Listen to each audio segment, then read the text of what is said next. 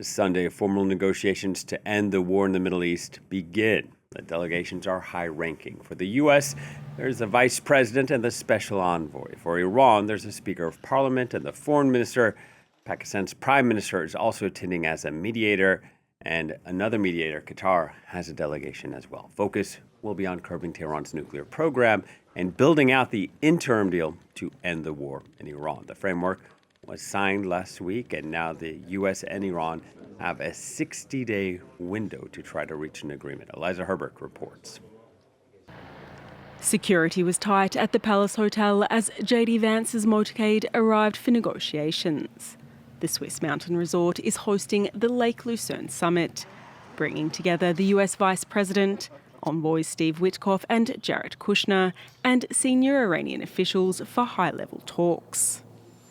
Before he set off, Vance was optimistic. I can only be there for a day or two. I think we're hopefully making progress on the nuclear issue, make progress on the Lebanon ceasefire issue. Leading the Iranian negotiations, General Mohammad Bagher Ghalibaf and Foreign Minister Abbas Araghchi. Their arrival in Switzerland on Saturday night, however, was overshadowed by Tehran's announcement that it was once again closing the Strait of Hormuz, citing Israel's continuing strikes in Lebanon as a ceasefire violation. We have adhered to our commitments. The other side was obliged to compel those under its influence, specifically the Zionist regime, to cease fire in Lebanon.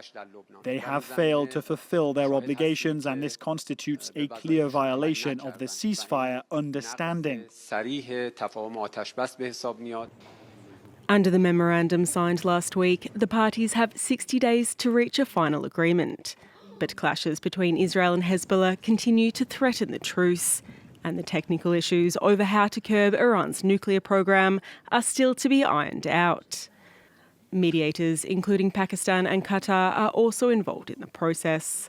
The stakes are high. The outcome could affect not only Iran's nuclear program, but global trade, energy markets, and the fragile search for peace in the Middle East. Well, let's cross to our correspondent in Geneva, John Zarocostas. Hello to you, John. This on-again, off-again war, and now we have these on-again, off-again talks. Remind us just how we got to here. Well, it's been quite a roller coaster of a week with so many announcements of postponements from the Swiss hosts about the meeting in Bergenstock. It was meant to kick off on Friday.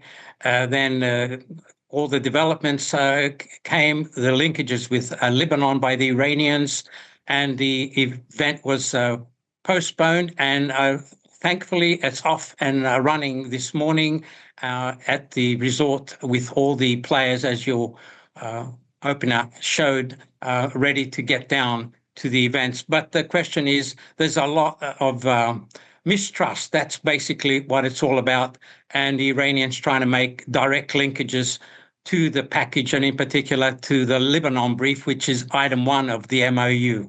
Yeah, and that MOU, it bears repeating, that was not a peace agreement. That was signed 4 days ago. It just opens this 60-day window in hopes of reaching a deal. John, what are the focus of these talks? What are the points of contention going to be? You mentioned Lebanon. That'll be very crucial for the Iranian delegation.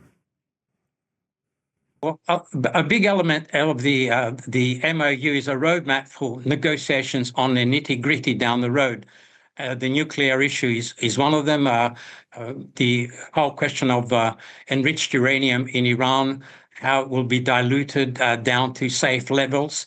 But a big element will be sanctions. There's 3 or 4 items in the MOU concerning sanctions. Sanctions relief for Iran, from oil sanctions to frozen assets, and that is the big issue. And the Iranian delegation have the central bank governor. That's how big the economic issue is in Bergenstock.